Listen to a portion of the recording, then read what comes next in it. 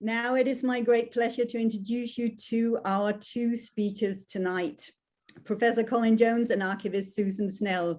Colin is Professor Emeritus at Queen Mary University of London and also visiting professor at the University of Chicago. He is an expert on 18th century dentistry and the author of many books on French history, including The Smile Revolution in 18th century Paris from 2014. Susan is our archivist at the Museum of Freemasonry. She has been with the museum since 2005. She's specializing in telling the stories of 18th and early 19th century Freemason. Susan is also the person behind the current exhibition at the museum about dentist Bartholomew Ruspini. Hello, Colin and Susan, and a very warm welcome. It's so great to have you with us. Thanks very much. Glad to be here. Thank you, Jane. If I may start with you, can you begin by telling us a little bit about the background for this exhibition and maybe also a little bit about Ruspini?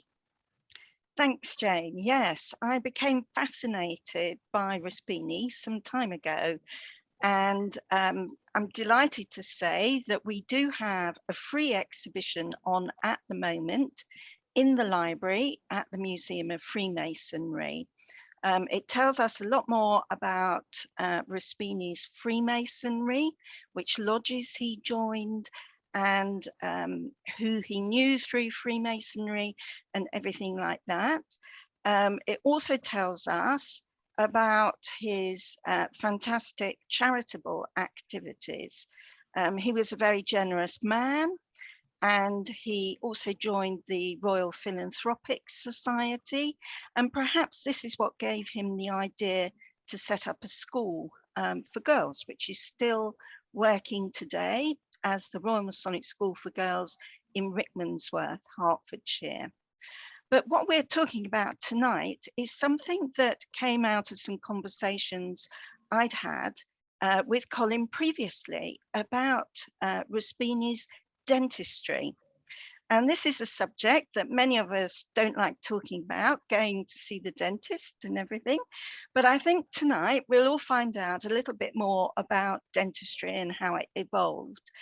You can come and see the exhibition in the library until about the 7th of February next year. And we hope to see many of you there if you can make it. So good evening, Colin. It's nice to see you again. And it's quite a fascinating thing that actually Ruspini was born in the year when a major work on dentistry appeared by Fauchard. Can you tell us a little bit about that, please? Yes, I think that's right. 1728 is an absolutely pivotal year in the history of dentistry. I'm afraid it's not because Ruspini is born in that year. He is a very interesting and fascinating figure, but it's in that year that's published a work by the French surgeon and the man who actually invents the term dentist, dentiste in French, becomes dentist, is used in English from the 1760s onwards. And he's usually seen as, you know, whatever you want to call him, the father of modern dentistry or the originator of scientific dentistry. And, you know, so it's this really important year. And historians sometimes divide the history of mouth care into before Fauchard, BF, and after PF or post Fauchard. And I think that is not a bad thing to do, although one remembers that what he introduced in 1728 was something which took quite some time to actually become common practice in France and England and in Western Europe and the world. But basically, I think in the period before and in many places afterwards, and in some places in the world still today, the history of teeth and tooth care is basically a sort of fatalistic sort of thing. You just have teeth and you wait until they fall out, which might start happening soon, or it might be by the time you're 40s or 50s, but you sort of accept it. Along the way, if you have tooth pain, you pull it out. You know, that's you know, tooth pulling and tooth drawing, as they call it in England, is the technology of choice for anything like that. I mean, the mouth care which is offered is very, very rudimentary in any of the sort of scientific and medical works beforehand. A toothpick, you know, rub the front teeth with a bit of damp cloth. Don't worry too much about diet. It's quite interesting that Ruspini picks up that sugar, which of course comes into Western people's diets it massively in the 18th century, sugar coming from the West Indian slave plantations. Many of the practitioners in France at the moment don't actually think of that as an issue. They don't see sugar as something. But really in that year 1728, you get a sort of a revolution in some ways in thinking about teeth. And really for the first time, a scientist, a medical person stands up and says, if there are problems about teeth, we can actually do something about them. So in other words, not to say that some of these practices weren't out there in the world beforehand, but he brings them together, crystallizes and publishes them. That's really important because tooth pullers and tooth drawers are part of the world of traveling operators and charlatans and practitioners of one sort or another, wart removers or herniotomists or other practitioners, cutters for the stone. And they're basically, they keep their medical knowledge to themselves. It's their trade, it's their stock in trade. It's they think of it, they don't want to share it.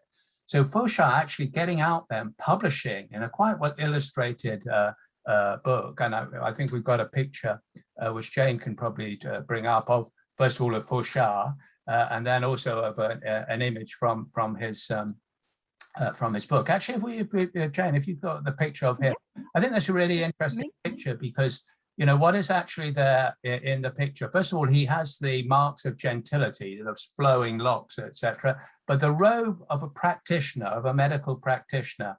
In fact, before him, you know, in France, they had no real status. They were sort of, as I say, like traveling operators.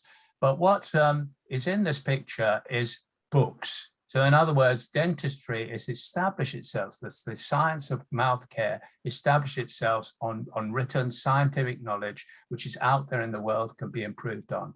And the other thing which is in there, which of course is really important, the hand of the dentist. And of course, these practitioners, following on actually from the sort of charlatans and operators before, really put an emphasis on the hand. And they have this sort of almost magical thing when they're practicing. And it must be said, a lot of tooth pulling is done in public, in squares and marketplace and all the rest of it, as you can still find in some places in the developing world.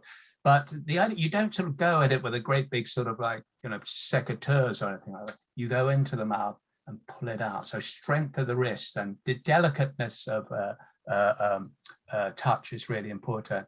But it's not only tooth pulling, it's also filling teeth, it's also moving teeth around, it's also whitening teeth, it's about hygiene of the mouth, how you keep the mouth clean, the introduction of the toothbrush, which is a completely 18th century invention, in fact, very much part of this world of medical practice. And although we find it very surprising perhaps today, the practice of tooth transplantation, which is very, well, I don't know how common it is actually, but it's certainly known about and talked about a lot. And actually, I think we've got a picture of that actually, Jane. We could show a famous Rowlandson image. It's just coming, I think. It's coming, I think. Yeah. Yeah. And I think we've also got a picture of Ruspini's toothbrush in there as well. Yes, I think we should definitely show them both actually. So Susan, you've got Ruspini's toothbrush, have you? You've got him. Yes, we've got probably what is the oldest commercial toothbrush. It predates those of Addis, which are at the Wellcome. So this is Ruspini's toothbrush here. It does have his name engraved on the bone shaft, but it doesn't have any bristles anymore. It's lost its bristles, sadly. Yeah, if you go actually a couple of 100 yards up the road to the Wellcome collection, you'll find there is Napoleon Bonaparte's toothbrush, which again is a very early form. He does have the bristles, although I can't believe they're the same bristles. But he has his monogram at the bottom and Napoleon Bonaparte on the bottom end. By that time, by the late 18th, early 19th century, tooth care has passed into the mores of polite society, of the sort of social and political elite, in a way which is totally, totally new and owes so much to people like Fauchard in France and Ruspini and his like in England. Should we just show the transplantation one, Jane, if you've got it there? So the idea with transplantation is that you know, if you've got a really bad tooth, you take it out, you pull it out, but then there's someone standing by who you can sort of plug another tooth into the socket. No, not that one, although I'll come to that one in a minute, actually. Here we go. And of course, the people who used to be thought of as having the best teeth are chimney sweeps, actually also slaves from, or ex-slaves from the West Indies. But you can see a little chimney sweep here. On the right, you can see an ailing young lady with a sort of short-sighted dentist looking very inquiringly down her cleavage, I think, actually. But on the other side, you can see a tooth coming out. The others that will be put in there. Of course, they assume that people who are black, their teeth are whiter than others, but of course it's a visual sort of anomaly. What you did show that other Rowlandson, Jane. Let's have a look at that, because I think there's such a comic one as well, which this is just in the early 19th century. And yeah, that's right. You can see the thing there, Monsieur Dubois de Chaumont. The Dubois de Chaumont is actually the inventor, Parisian, 1780s, just before the French Revolution, of porcelain false teeth. And he actually, he has a good trade in Paris, but a lot of his clients are nobles, and they emigrate once the French Revolution comes. And he finds things getting a bit sticky over there, and he comes to establish himself actually in Soho in England. And he has these teeth which he sells, and he commercializes, he markets extremely well. But the English, for some reason, I think they think smiling and white teeth are somehow sort of ridiculously French. So Rowlandson is playing on this satire here. He says, Dubois de Chaumont demonstrating his own, which are very fine, you can see on the left-hand side, and a woman's false teeth to prospective male patients. So you can see this absolutely ridiculous figure with her enormously capacious set of dentures there. And you can see that the gentleman on the right does have serious, dental requirements, I think. So the English find, and this is just not just an English thing, it's a general thing, really. I mean, we've all had toothache at some stage, I'm sure, and we all know how agonizing it is and how painful and how really, really tough. Everyone else seems to find it very funny. This is something which, seems to be a leitmotif in toothache through the ages. People think someone else sort of grimacing and, holding their jaw and looking really miserable is hilarious. And so this sort of plays on that sort of idea. And it also brings up the idea, which I write about this in my book on the Smile Revolution, that displaying the teeth when you're actually smiling as part of things which polite and well brought up people do is a very 18th century invention. Not to say people weren't doing it before. Of course they were doing it before. But all the emphasis in the past is on, if you smile sedately and politely and decorously with a closed mouth. And if you don't, then that's seen as somehow rather indecent or plebeian. I mean, we've got a picture of the Mona Lisa, I think we could show people, Jane, which is just coming up. And people say, well, why is she smiling like that? I know there's lots of answers to that, all sorts of things, but one thing you would not expect her to do would be showing her teeth, because if she was showing her teeth, she'd probably be signaling that she's a prostitute or a person of the lower orders, where everything about her doesn't look like a member of the lower orders, or that she's somehow mentally deficient, or that she's in the grip of some really extreme emotion. So this is the sort of great revolution in the smile, which has happened, well, it starts happening in the late 18th century, but really establishes itself fully in the 20th, is when we smile, we think of nothing else but baring our teeth.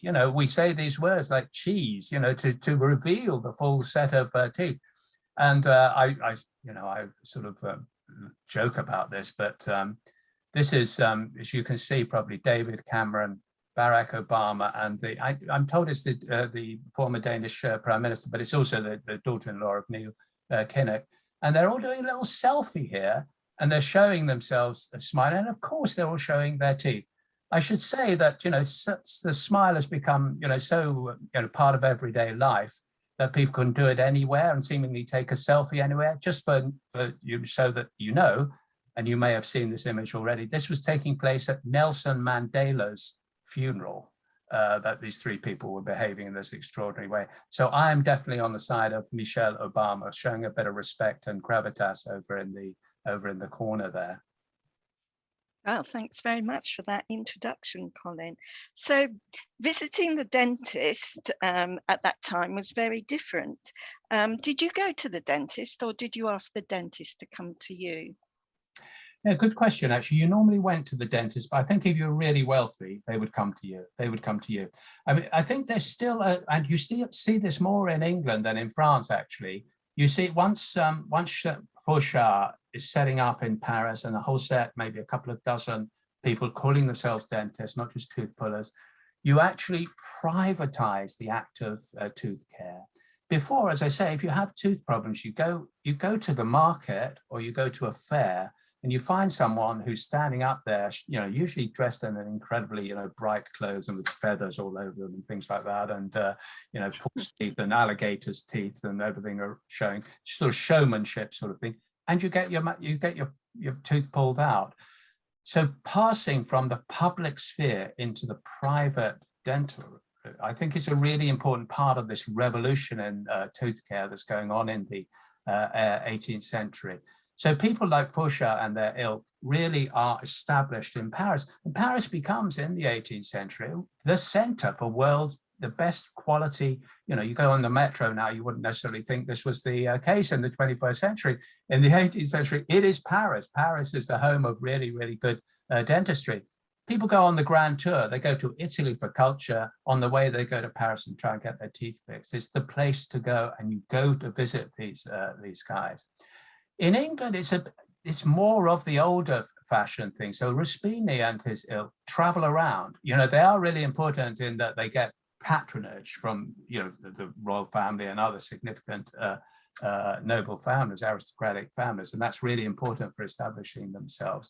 So you get a sort of this itineracy which goes along with the older tradition, but now it is obviously much more respectable. But I think you basically, in many conditions, you wait for the dentist to come into town. He said, oh gosh, I've got a toothache. Thank gosh, Ruspini's in town next week, or someone like Ruspini. So it's a slightly different sort of arrangement.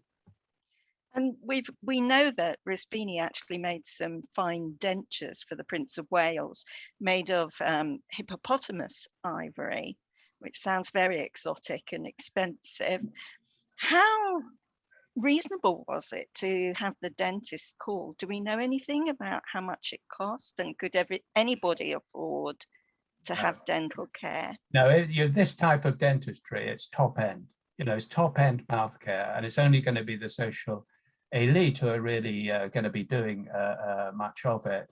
But you mentioned hippopotamus because we've got the idea of false teeth, which can be single things, sort of like strapped in by wire or sometimes cotton or something like that. That, in fact, there are teeth like that found in the pyramids. I mean, it's something which is very, very ancient. Some of the earlier writers in England actually recommend using not just the bones of the hippopotamus, but actual teeth from like monkeys and baboons. So there's extraordinary things going on, what one imagines. But basically, hippopotamus bone. They're not actually taking the hippopotamus mouth and trying to insert it into the mouth, I should say, just in case you're worried. They basically, it's a big bone and it stays white. It's better than ivory. Ivory discolors. Hippopotamus bone actually lasts longer. Some of these dentists, and I think it happens in England, it certainly happens in France, they buy up a great chunk of hippopotamus jaw, and they'll create their teeth out of that. And I say, Dubois de Chaumont really comes with a full set, the upper, and of course the other thing which about his teeth, which is really important, is they're sprung. So in other words, the thing is that you open your mouth and the top set are going to fall down unless you have this spring at the back. Must be said, the spring isn't always terribly effective. There are cases where the spring goes and suddenly the false dentures go flying across the parquet. So it's the air of politeness and decorum suddenly lost. But I noticed actually Ruspini is very interested in false teeth, and this is a moment I think when people are looking, as being satirized by Rowlandson, but people are genuinely looking for better teeth. It looks better, It makes your face look better. You could possibly eat better as well, although it is true some people take teeth out to actually eat because it's a bit hard on the rest of the mouth if you haven't got a good feed. But they're seen as something which is comfortable. Wordsworth actually has false teeth, and I think he and his sister talk a bit about it. And it is about the comfort really. But a lot of it is about the sort of the glamour, that you can have, you look nice, you can have a lovely smile. Even if you haven't got a tooth of your own in your head, you can still have a lovely smile. I think old Ruspini, he gets in touch with Fonsi, doesn't he? Yes. Fonsi is one of those people who follows on from Dubois de Chaumont in Paris. He's still practicing in the first part of the 19th century there in Paris, and he's working on individual ones, I think, rather than full sets. But there's a sort of technology transfer that's going on. Most of it, must be said, is coming from France to England. Yes. Sort of, discrepancy, a lag, if you like, in the quality of mouth care in England compared with certainly with Paris at that time. And another famous Freemason, George Washington, he had wooden false teeth. So did it take longer for things to take off in America than in England? Yeah, well, I think it's a question of how long it takes and how long the first introduction of something happens, and then it becomes general practice. I mean, wooden false teeth are found in the 18th century. There's a bit of a historical debate, actually, whether he actually did have wooden false teeth. I'm not quite to say, but I do know that he actually has dentists attached to his army, and one or two of them pride themselves actually on having practiced with Fauchard in Paris, and to be part of a new sort of revolution in mouth care. What is really interesting in the 19th century, when I think you've got these things coming through much more, is that although in France, for reasons which are complicated, I won't go into now, there's a sort of great falling away of this dental care, mouth care tradition.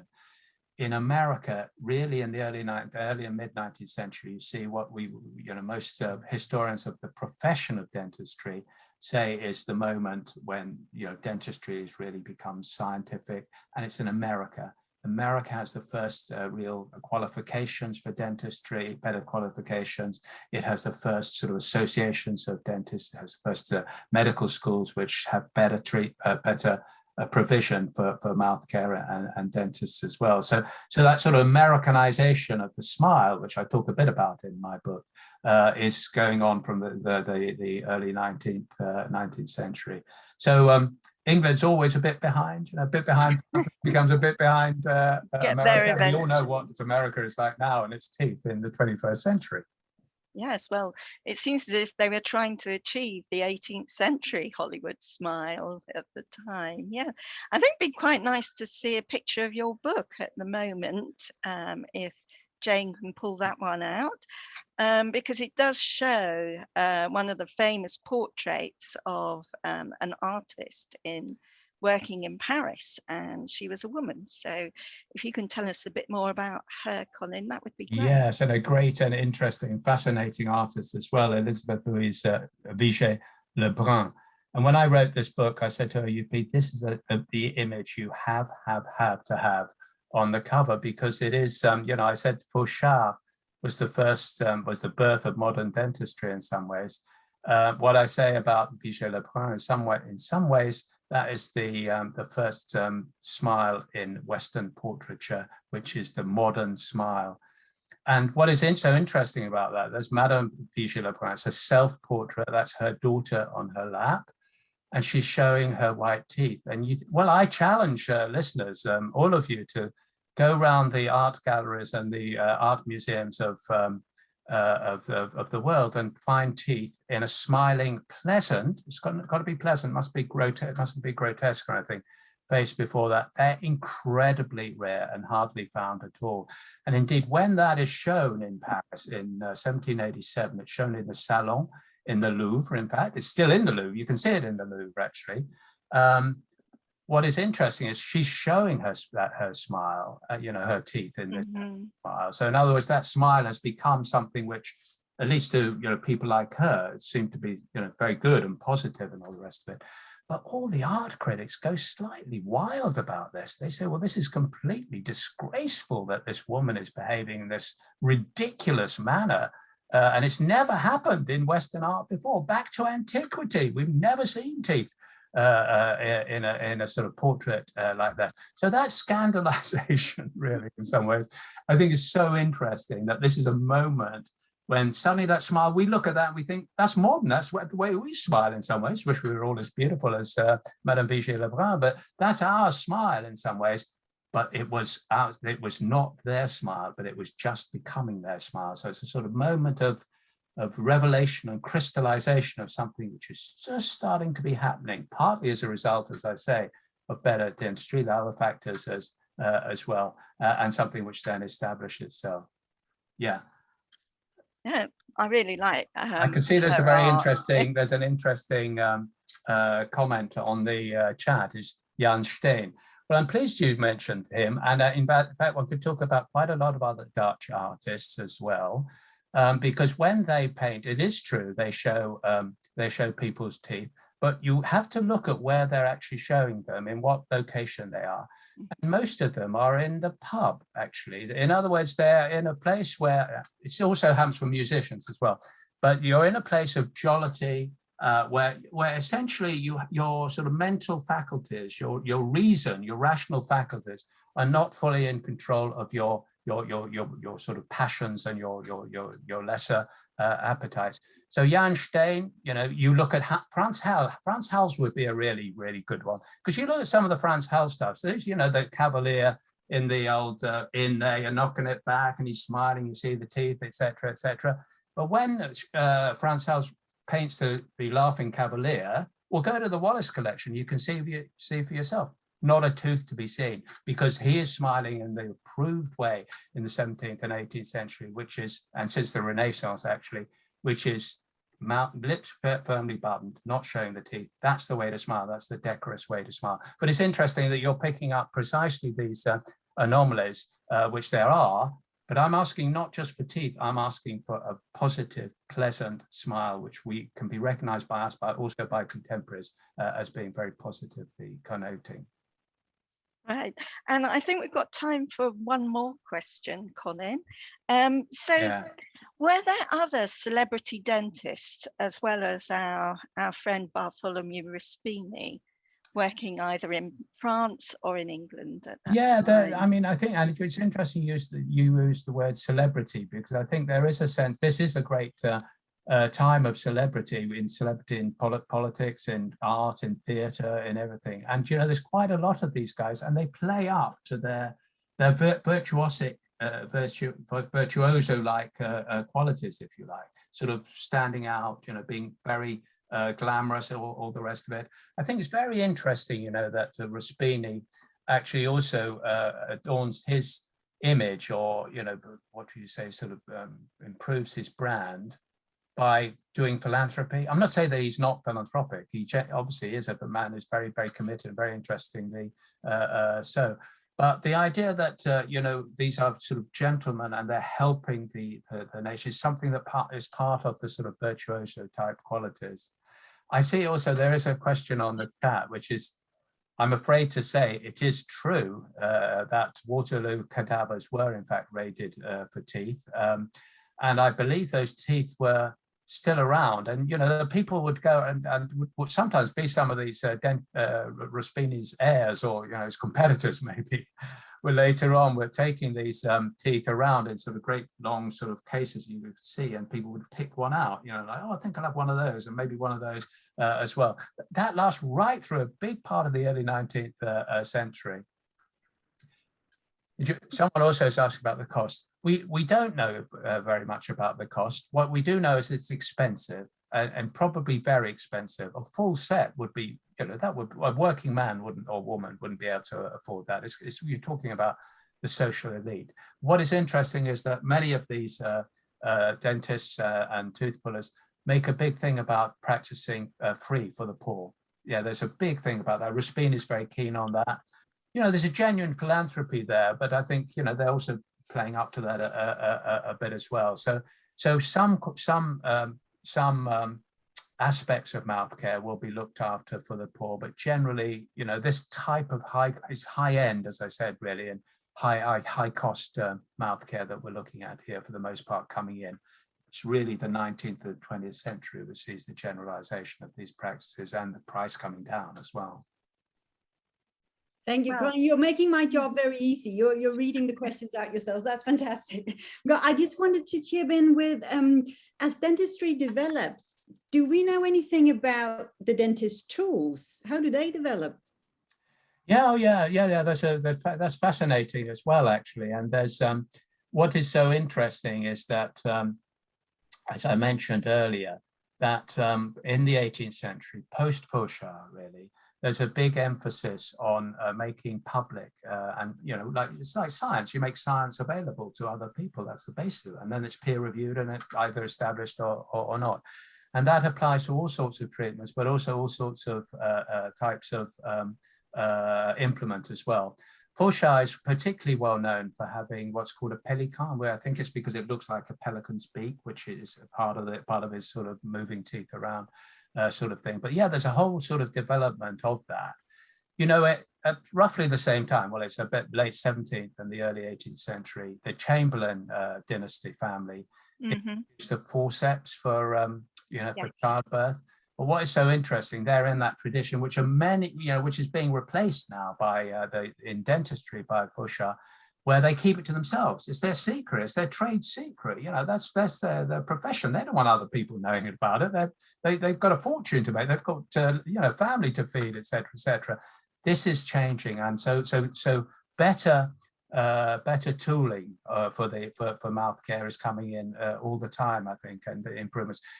When you look at these things, and I'd be very interested to know, well, I've sometimes heard dentists, you know, our dentists about a period talk about the implements of the past and say, well, you can see what they're doing. You know, it's very basic. A lot is going to depend on the wrist, actually. It's the wrist is the crucial thing, the strength of the fingers as well. And so what the tools are is basically sort of strengthening what you're trying to do with and giving just a bit more reach, if you like, reach into the into the mouth than just the hand can manage. That's very interesting. Do we know of any new inventions that came about in this? There must have been. No, I think my sense is, let me just think about that about my sense. Susan, you may have an idea on this one. I think it's mainly incremental. It's mainly, in other words, you know, people will try something out, it'll be an improvement on something which already exists. My sense is that the big inventions are the technologies of the 20th century, really, rather than anything else. I think one of the things that Ruspini really helped to do to transform dental care was introducing his balsamic styptic. And I've been looking into this and I found the recipe recently, which was gallic acid, zinc sulfate, which I think could be sulfuric acid, opium, and all of that was in a suspension of alcohol and rose water just to make it smell a bit more pleasant. There's no way you can feel better after taking that lot in, I imagine. Well, it saved the life of the Prince of Wales when he had a nosebleed. So, yeah, amazing stuff. Yeah. Because they hadn't really thought about why teeth, if they were implanting them, might be rejected. They could stop the bleeding. But were there any contemporaries who mentioned anything about rejection?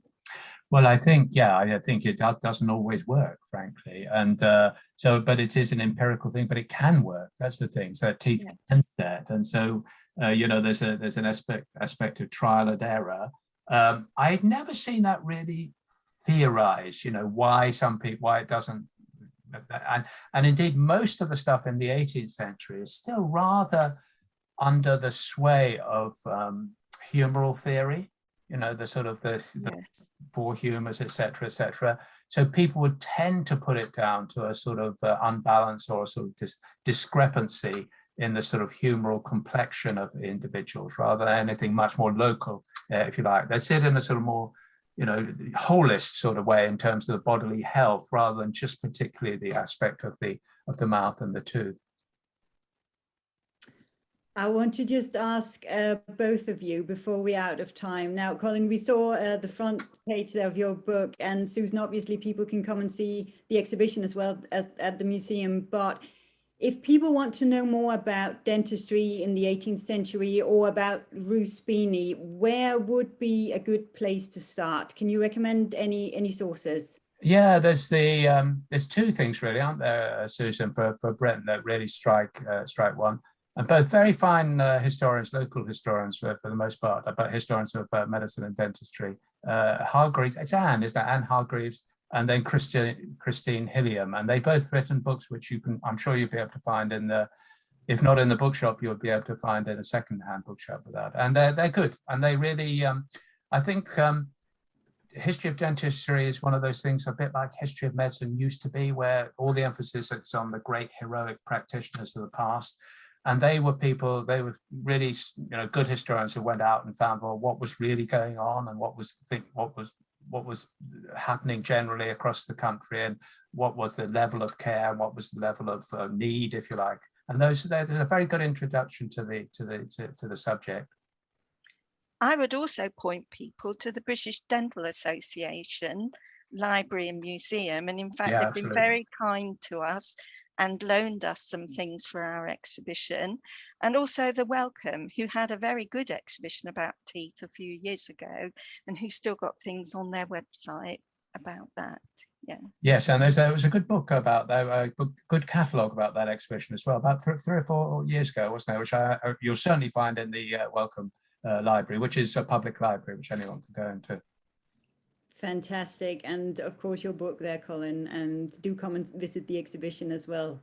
Thank you so much, both of you. We are running out of time. I just want to make sure also that you are aware of our little Ruspini interactive. Susan mentioned it there. You will find it on the website. I'll also ask Louise to post it in the chat, so you can go for a little 18th century celebrity spotting if you like. It's actually great fun, and there's a lot of information there. Also, I want to end by saying a huge thank you to Colin Jones and Susan Snell for sharing your great knowledge with us tonight. It's been an absolute pleasure listening to you. Thanks to Louise for technical support. And of course, thank you to all of you for joining us and for your questions. We hope that you enjoyed it. If you are curious about other live webinars from the museum, then please visit our YouTube channel and our website, where you will find lots of previous talks. And again, if you would like to donate to the museum, please have a look at the website and follow the link. We would be very grateful for any support. For now, thank you so much for joining us, and enjoy your evening. Thank you.